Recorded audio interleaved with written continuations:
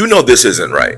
I know this isn't right. But what's taking so long for the country to respond to the state of affairs that we're currently living in? There's no reality where social media is being used by the president from the top down to mock citizens, depicts oneself as a king, to depicts oneself defecating on citizens who are exercising their First Amendment right, all due to differences in political ideologies. America is not a real place, okay? I mean, nowhere else are you going to find a more unique and entertaining country. And the only reason why I say that America is not a real place, I'm being facetious. Obviously, it's a real place on the globe, but there's a lot of cracks and flaws in such a beautiful country. For instance, we had a 70-year-old, 34-time convicted felon run for president for a second time, and he actually got reelected. Yeah. We also apparently have no culture, according to the British anyway. More on that later. Yeah, there's a lot to unpack here today. So if you're an American or simply just someone who loves being in American business, this video is for you. Drop an American flag emoji in the comments because this video is for you and I to discuss why America is not really a flex. But before we clock that T, sis, I need you to go ahead and give this video a thumbs up and subscribe to my channel. And I guess that there's a thing called now hyping up a video on YouTube. You miss a little, you miss a lot around these YouTube streets.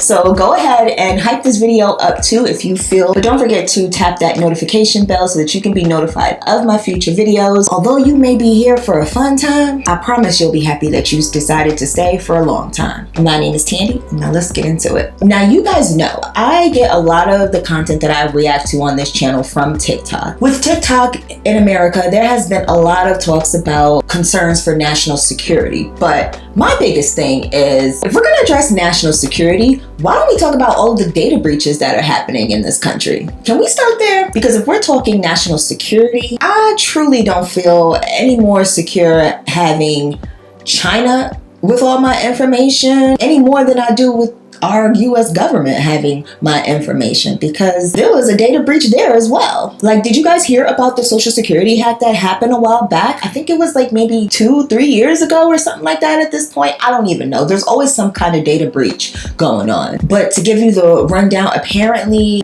whatever system it is that holds everybody's Social Security number got hacked and leaked to the dark web.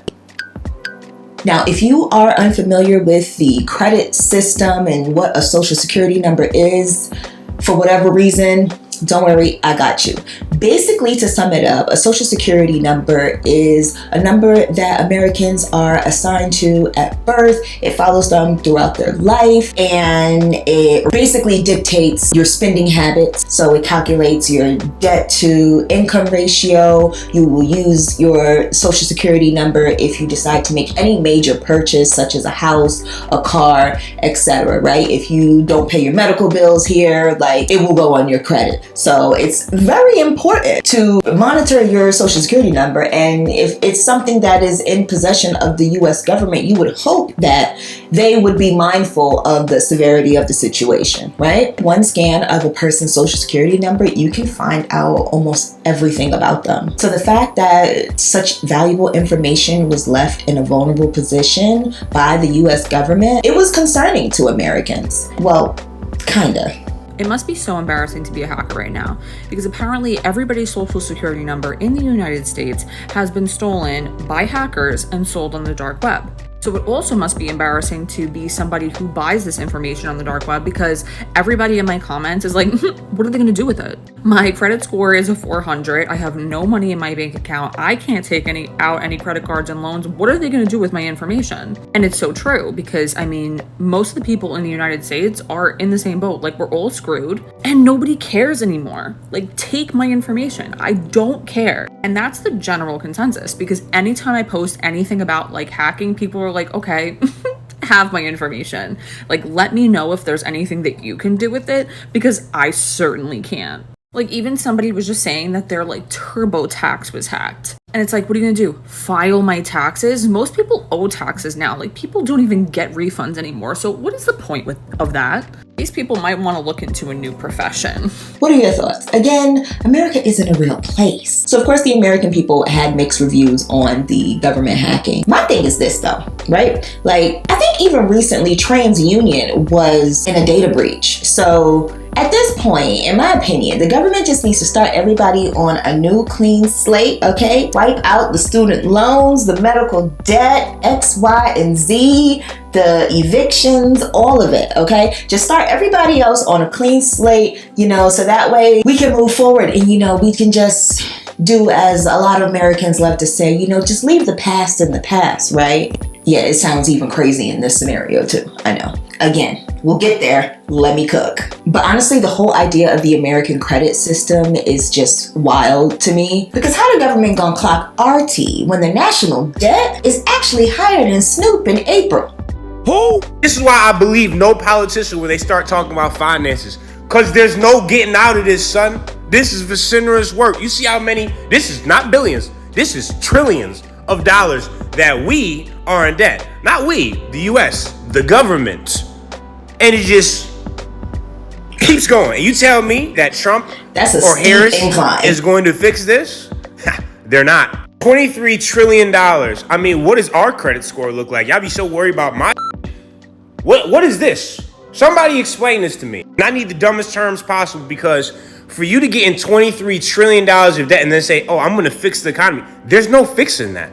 This is what makes me know that money's just created. It's just electronically from one to the other. No wonder y'all don't want cash no more, because how do you even get $23 trillion of cash? It's not possible. That's how. The next time you look at your bank account, you get worried or something, just take a look at this and just know it's going to be okay. That money's not real, bro. You're going to be all right. Don't worry about your credit score. Let that motherfucker go down. Imagine what our shit is. And this is the US government. 23 trillion. That's with a T, not a B. And you worry about me. Got me f***ed up. The comments under this video are great. One person said, so what they doing with the money they take out your check? Side eye. And then another person responded to that and said, to keep you in check to work and not think. Hate to say it, but it's plausible. And then another person says, who we owe? With laughing emojis. And you know, that's a great question. Who do we owe? And I took it upon myself to get educated, because I did not know the answer to this question either. So I did my little Google search, and Google says that the national debt is owed to a diverse group of creditors, primarily categorized as debt held by the public, including domestic investors like private citizens, banks, and mutual funds, as well as foreign governments and investors, and intragovernmental debt, which is money the federal government owes to its own trust funds and retirement programs like Social Security. The US government borrows money by issuing treasury bonds and other securities to these various holders. When I think of debt being held by the public, I think, is that like us? Like, does the government owe me money? Because if so, baby, write that check, okay? Cut it. But as I read a little bit more and get a little bit more educated, it says debt held by the public, aka domestic investors. It says these are individuals and businesses. Many ordinary Americans, businesses, and other entities hold U.S. debt through various investments, which makes sense because a lot of people, you know, take out loans. They take out like business loans to fund said business, which then, you know, stimulates the economy because they can pay their employees, you know, buy goods and supplies so that they can, you know, again, feed the economy, right? But then when you scroll down a little bit more, as far as like foreign investors, because that got my brain going, okay? I'm like, foreign investors, does that mean that we owe other countries? Are they the ones that are supplying the money here to the Federal Reserve? And it says that debt held by the public, foreign investors can include foreign governments and central banks. Several countries such as Japan, the United Kingdom, and China hold significant amounts of US debt. So we're pretty much robbing Peter to pay Paul is what I take of all of this. You're taking from this place to pay this place, and literally there's never any money, in my opinion anyway, in this reserve. It's just going from one hand to the next. So essentially robbing Peter to pay Paul, right? Leave a comment down below if you understand where I'm going with this, or if you can explain this a little bit better than I can with my lack of knowledge. What country is number one in debt? Oh, y'all, I just clicked on, you know how like in Google you can like do the little drop down when you ask it a question, and one of the questions was, what country is number 1 in debt? Who's at the top of the list, y'all? Why is America at the top of the list? Right below is the UK, France, and Germany.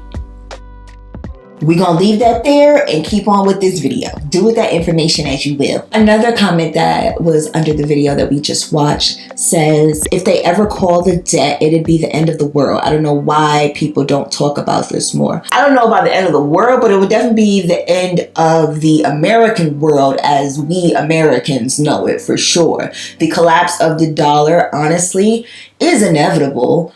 I hope it does not collapse because, again, I am a citizen of this country and I pay my taxes, and I would like to see this country prosper to the way that it should truly be. Somebody also says, if we neglected 1 year of government spending, it can be paid off. Now, I don't know about that because something's got to give. You can't just stop spending. The government can't just stop spending. It literally can't. Like, there are so many other programs that are affected by government spending. For example, you have healthcare. A lot of people on Medicare, you know, the elderly. We owe it to the elderly who have put into that Medicare system, right? Just like we pay taxes out of our American paychecks to Medicare, these elderly people were working far long before us. They are entitled to that, just like you would be entitled to that when your time comes.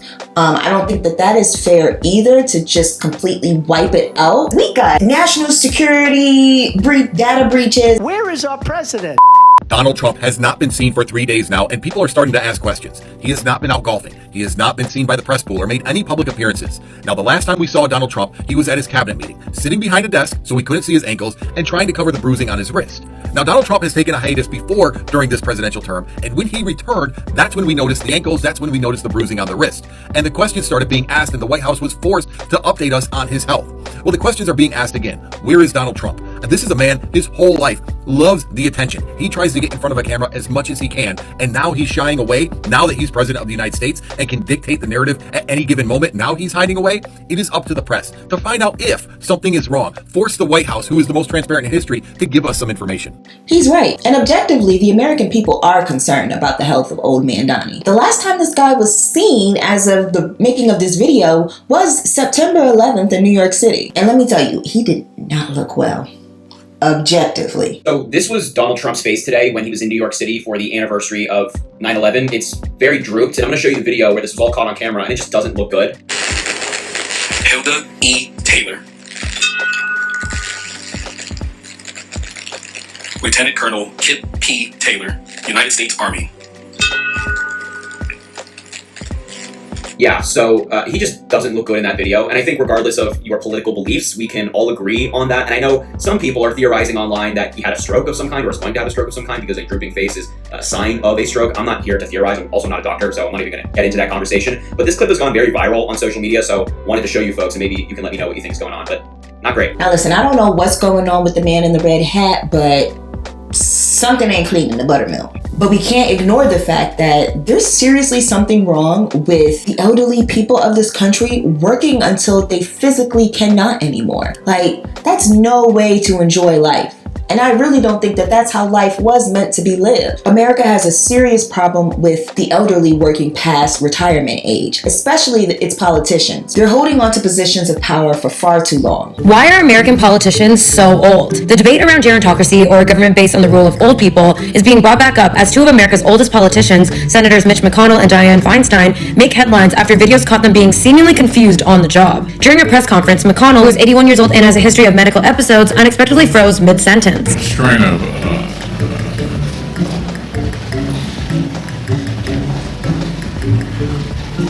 A day later, Feinstein, who is 90 years old, seemingly forgot how to vote yes on a bill, with her colleagues rushing to her side. Read it?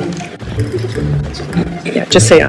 Okay, just aye. Feinstein was also criticized earlier in the year after taking a 3-month hiatus from the Senate due to health issues, with many in her own party suggesting that she should step down as she wasn't present to vote. In fact, America's current Senate body is the oldest in history, hitting a median age of 65 years old. And to be clear, while the median age is that of a boomer, Feinstein and McConnell are not part of that generation, but are actually part of the silent generation, or those born between 1925 to 1945. Also in the silent generation is President Joe Biden, who is the only American president to turn 80 in office. If he wins the 2024 election and serves a full term, he'll be 85 years old when when he leaves the White House. It's been a main point of attack for Republicans who have used Biden's seeming confusion on several occasions as a reason to impeach him. But former President Donald Trump isn't young either. He was born in 1946, the first year of the boomer generation. For context, the global average age of elected officials sits at 53 years old. Breaking news.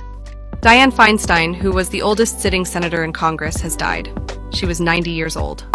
And with that being said, why is it that U.S. citizens are required to work till they literally physically can't? It's almost like the system was set up and designed for us to not enjoy life and just to produce.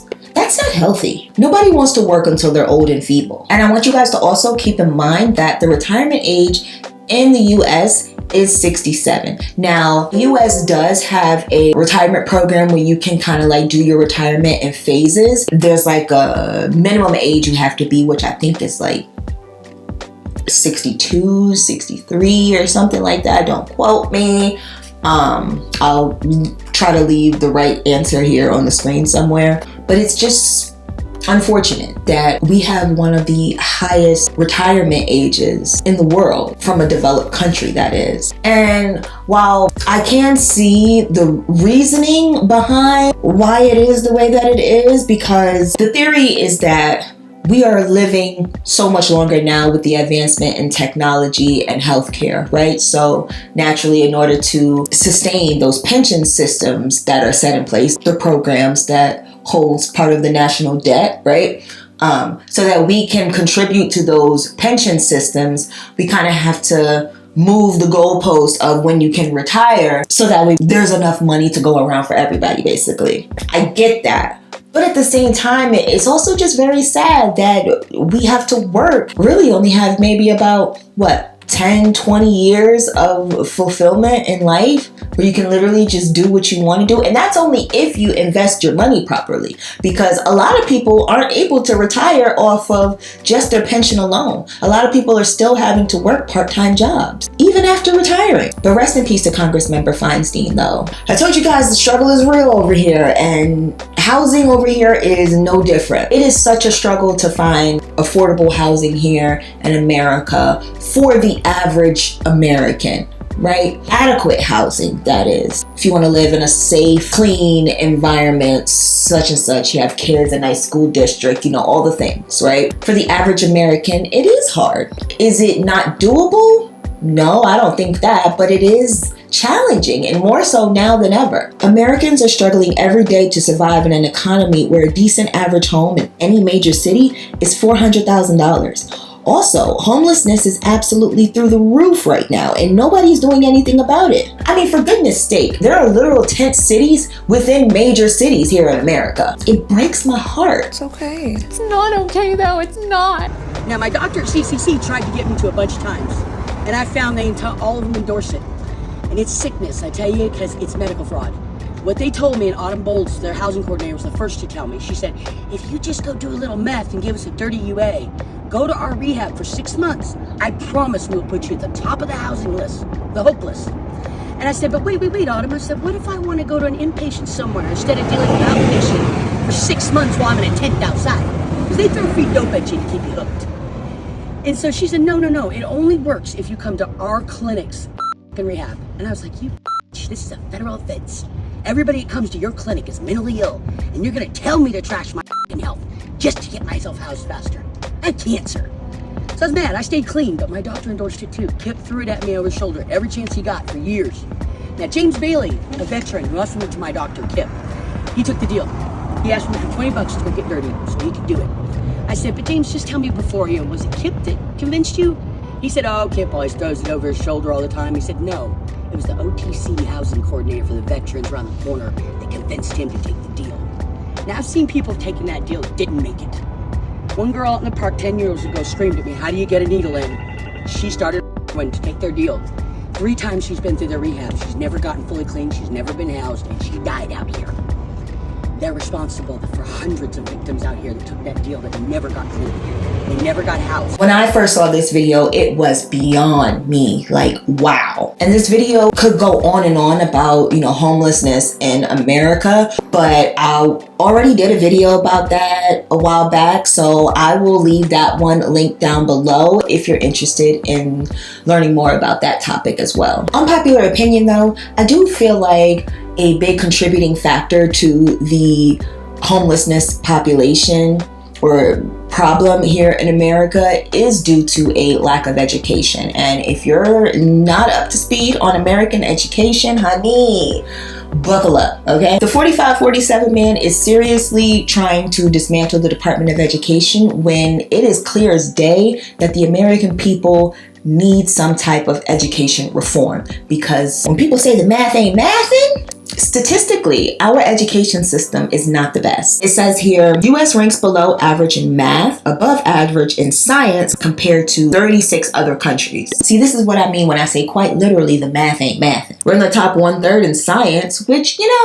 on a lighter note, I too did better in science than I did in math growing up. What about you? Comment down below if you're an American, were you better in science in school or were you better in math? But overall, the U.S. is not where it needs to be when it comes to education. They say that the average American has a 6th grade reading level. When you tie that into the poor statistics of all the other educational subjects, the U.S. is leading quite literally at the tip top in pew unalivings. This is YouTube, so use your imagination. In school, the U.S., yeah, we're at the top of the list there, okay? Nowhere else are you going to risk your child not coming home because they've been unalived by some pewter.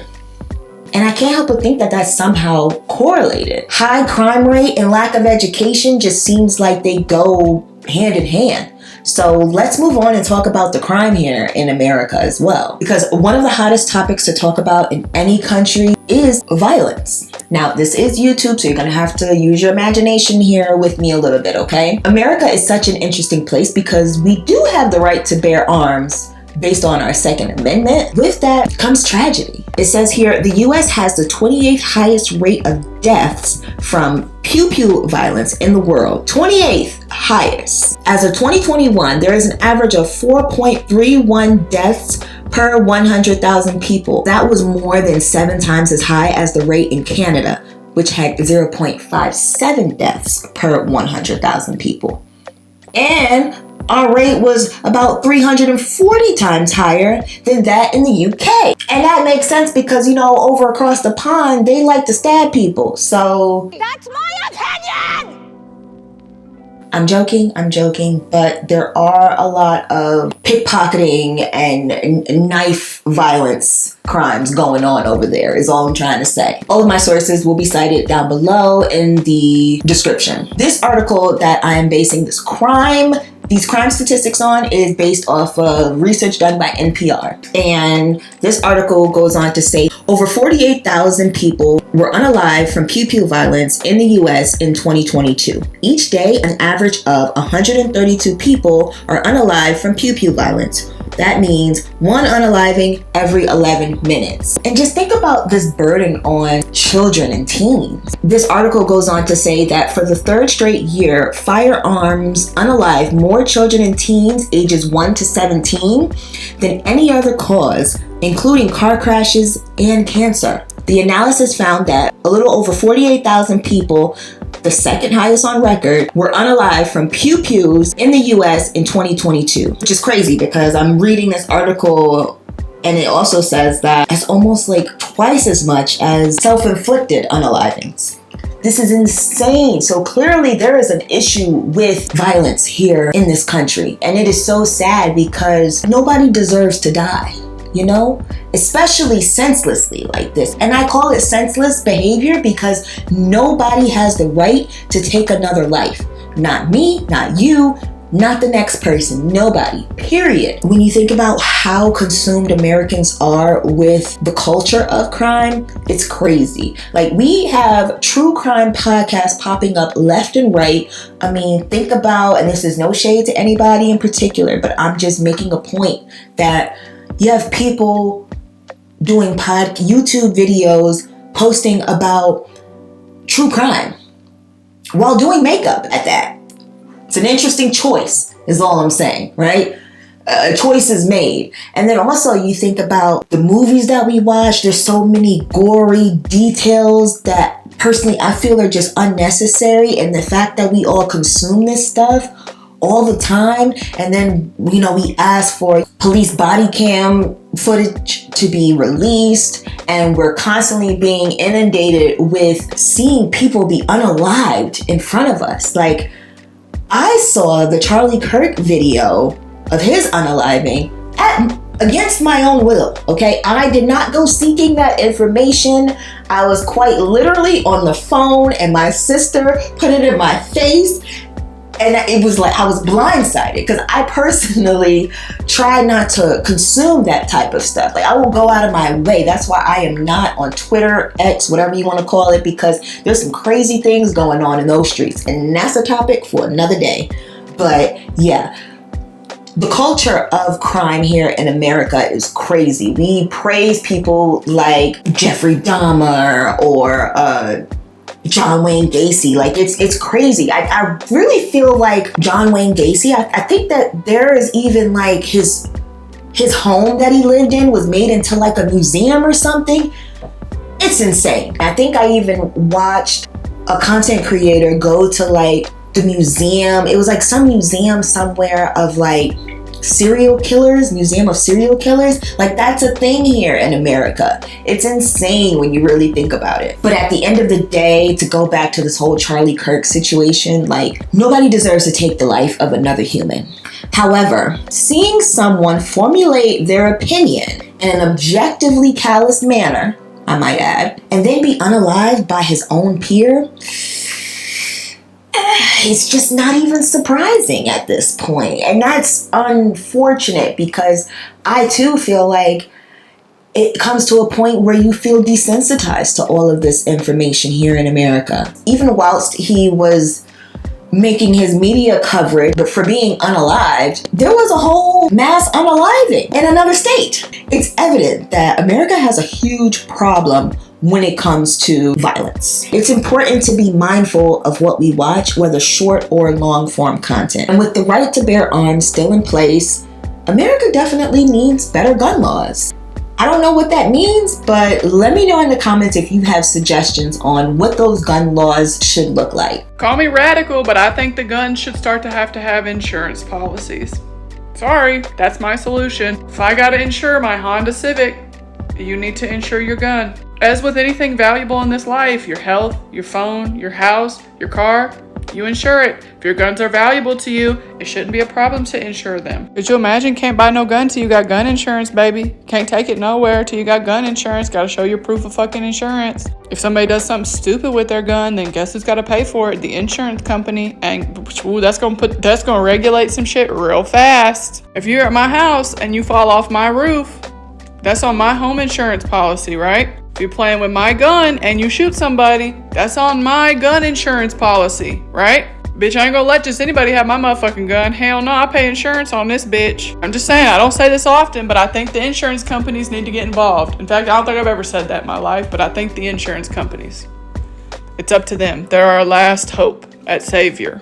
Hey, yo, if the police catch you out with a gun that doesn't have insurance on it, well, they can take it. You gotta go to court, get insurance on it, or prove you had insurance on it. You get your gun back because you're a responsible gun owner. Come on now. Y'all, this, I know this will sound radical to some. To me, it sounds reasonable. I mean, I can kind of see where she's coming from with this. But at the same time, like, there are little people who still, despite laws being passed to keep healthcare insurance on your person, like, there are still people running around here with no healthcare. Yeah, people still don't have insurance, you know? So what's stopping them from not getting insurance on their pistol as well? But in theory, in my opinion, I guess that would kind of make sense, right? But again, that's just yet another thing that they would be able to capitalize on in this country. I don't know. What are your thoughts? So let's recap. Heightened violence, poor education, and arguably a bad political infrastructure that yields national security threats I think those are all good reasons as to why America just is not the flex that you think it is. And while that may be objectively true, I'm sure you'll let me know in the comments if you disagree. I would argue that what truly makes America worth fighting for is the culture here. And by culture, I do mean Black culture, because whether you choose to believe that or not, it is my opinion that Black culture is American culture. I always tell people, if you truly want to learn about America, talk to Black women. Yeah, because unlike everybody else, Black women cannot afford to f around and find out. Black people understand how hard it is when things go bad, especially in America, but any place where Black people exist, whether it's Brazil, whether it's South Africa, wherever it is, when things go bad, Black people know that it gets worse for them. But Black women in particular, they know what shit is, genuinely. People always be shocked. They'll be like, why do Black women turn out the way they do in America? Why do they vote the way yeah, because they know what happens if things do not go the way it should. They cannot afford to f around and find out. And to Black women who have taught me, all of them, I mean, the scholars online, the authors, everybody, the Roxanne Gays, the Tressie McMillan Cottums, I'll remember the names, the Zoe Tamudzis, like brilliant women have taken the time to inform me, to educate me, to argue with me. The Tarana Burks who laughed with me, talking about everything from sexual assaults to just what life is like. Yeah, man, I'll tell you now, do yourself a favor. You truly want to know what to do or how to do it, or maybe the best way or the most equitable way, talk to Black women. They're a lot of the reason that I'm here, and so I'm grateful to them. I'm grateful to every single one of you. This has been an honor. Thank you. As a Black woman, I could most certainly tell you what it's like to be here in America. Because again, objectively, Black culture is American culture. I said what I said. Argue with your mama, not me, okay? Black people are like the cool kids in school. Everybody is inspired by you, likes to look at you, sees you as entertainment, but secretly or blatantly hates you. But why listen to me when you can listen to the mates across the pond? Because surely they would understand more of what American culture is than an actual American like myself, right?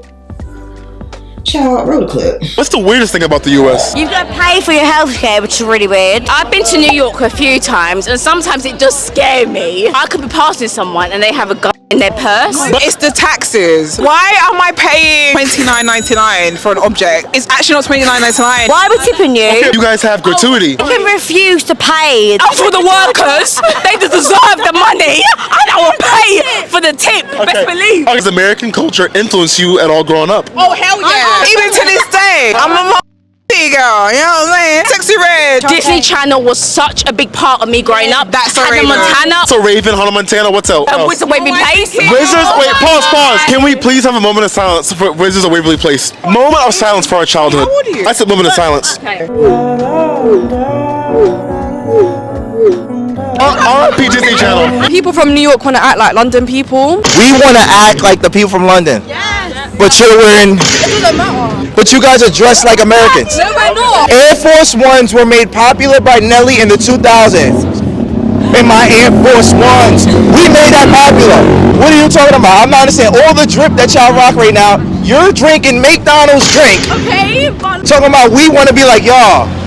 The sense is not sensing. It's not. It's not. Nah. I need to understand. Tell me one thing that makes y'all dope. Light skins, isn't it?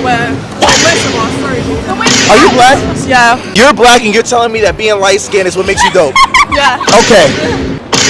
Yeah, make sure to check out my video on why being light-skinned is not a flex. I will leave that video linked down below as well. I don't know what it is, but it just seems like every other business day, as a Black American, we are fighting with the diaspora on why someone else's Black experience is better than the next. How about, just food for thought, okay?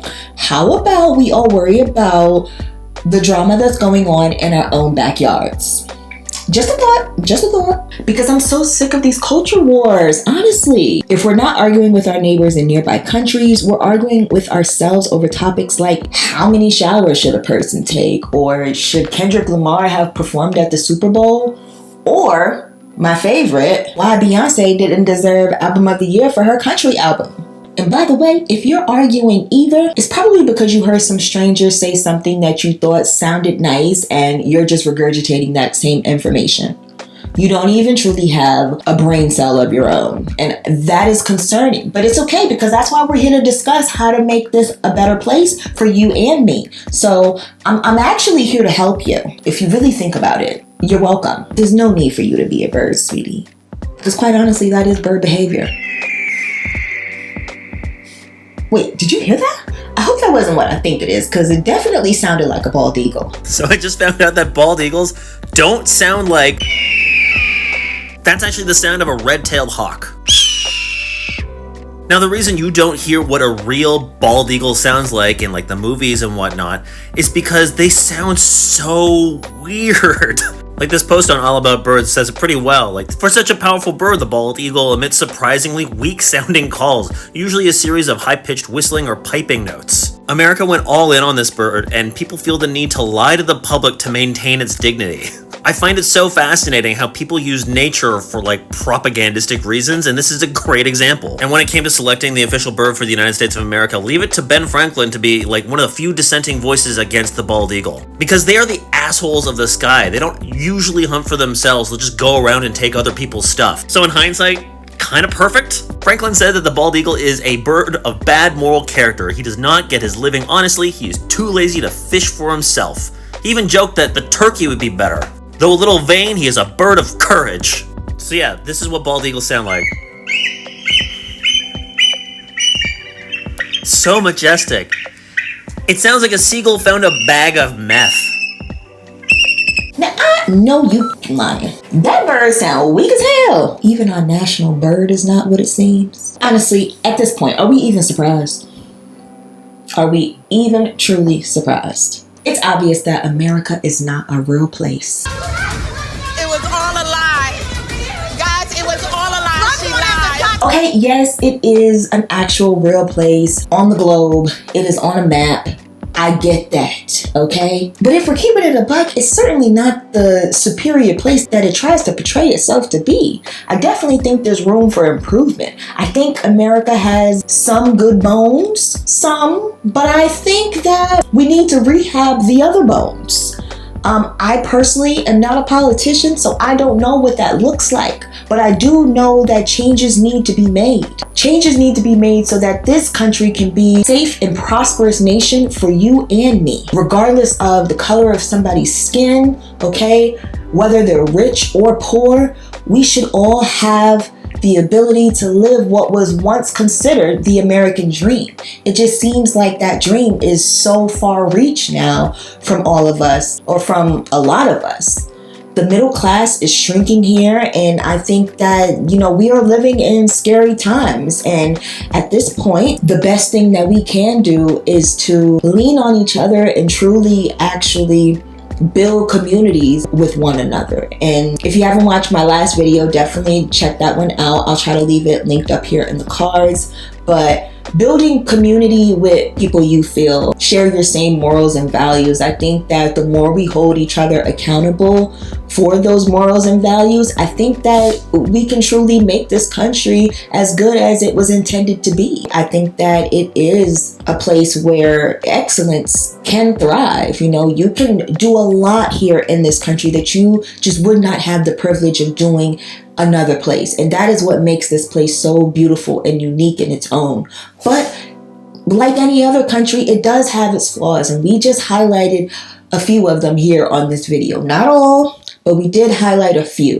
I'm curious to know your thoughts on this video. Leave a comment down below on your thoughts. Tell me if you think that there's something that I missed out on this video. I'd love to hear your feedback. If you made it all the way to the end of this video, you definitely a real one. But I'm side-eyeing you, because how you made it to the end of this video and you didn't subscribe?